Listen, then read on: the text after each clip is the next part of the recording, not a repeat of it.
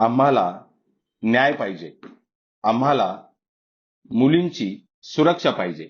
आपण हे सगळं बोलत असतो, पण केवळ एखादी रेप केस समोर आली तरच. कोलकाता, डॉक्टर, बदलापूर या केस आपल्या डोळ्यासमोर आहेत, त्या उघडकीस आल्या म्हणून आपण त्यावर बोलतोय. पण अशा कित्येक केस असतील ज्या आपल्या समोर येत नसतील. कोणी भीतीमुळे, कोण आपली अब्रू जाईल या भीतीने, तर जनतेच्या सुरक्षेची चादर ओढून बसलेले काही अधिकारी हे या केस तिथेच दाबण्याचा प्रयत्न करतात. पण हे रेप केस आत्ताच वाढत आहेत का? तर असं नाही. या रेप केस अनेक वर्षापासून वाढत आहेत आणि यावर सरकारने कोणताही उपाय काढला नाही. याचं काही रेप केस आणि सध्याची परिस्थिती याबद्दल जाणून घेऊया या व्हिडिओच्या माध्यमातून. नमस्कार, तुम्ही पाहताय दैनिक राज्य लोकतंत्र. अनेक सरकार येत आहेत, जात आहेत, पण सर्वांच्याच काळात स्त्री जातीसाठी सुरक्षा केवळ बोलण्यापुरती मर्यादित आहे. प्रत्यक्षात यावर कोणत्याही सरकारने काम केलं नाही. रेप केसची एक यादी बघूया. 2012 साली दिल्लीमध्ये एक घटना घडली होती. आपण त्या घटनेला निर्भया नाव दिलं. एक मुलगी आपल्या घरी जात असताना बसमध्ये तिच्यावर सामूहिक रेप केला जातो. तिच्या प्रायव्हेट पार्टमध्ये रॉड घालून तिच्या आताड्या बाहेर काढल्या जातात. यापेक्षा भयंकर काय असू शकतं?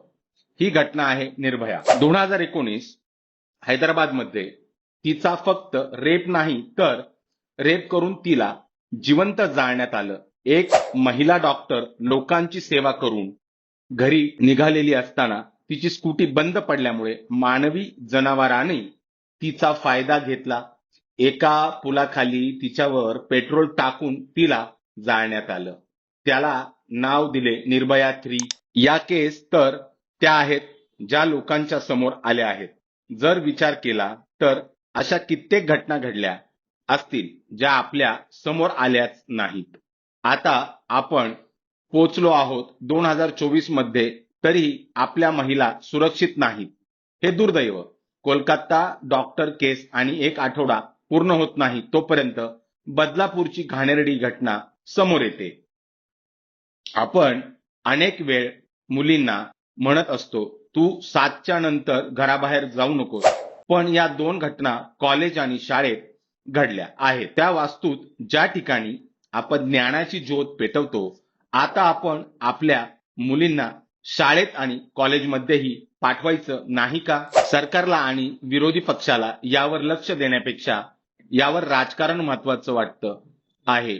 विरोधी पक्ष हे सरकार आल्यापासून किती रेप प्रकरण वाढले आहेत हे सांगत आहेत, तर सत्ताधारी विरोधी पक्षाच्या काळात आपल्यापेक्षा जास्त केस घडल्या आहेत हे सिद्ध करण्याच्या मागे लागले आहेत. पण हे रोखण्यासाठी आपण काय केलं पाहिजे यावर कोणी बोलायला तयार नाही.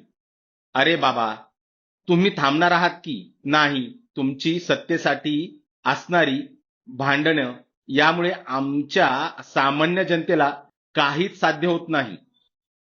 तुम्ही आमदार, खासदार आहात. तुम्हाला तुमच्या परिवाराला सरकारी सुरक्षा आहे, त्यामुळे तुमच्या घरातील महिला, मुली सुरक्षित आहेत.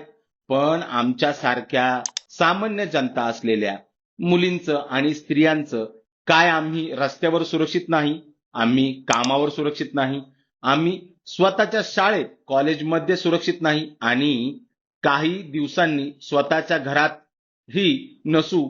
सरकार आणि विरोधी पक्षाला महिलांचं अंत पाहायचा आहे का? महिलांच्या सुरक्षेबाबत तुमची मते आम्हाला कमेंट करून नक्की कळवा. आणि जर राज्य लोकतंत्र चॅनलवर नवीन असाल तर चॅनलला सबस्क्राईब करायला विसरू नका. धन्यवाद.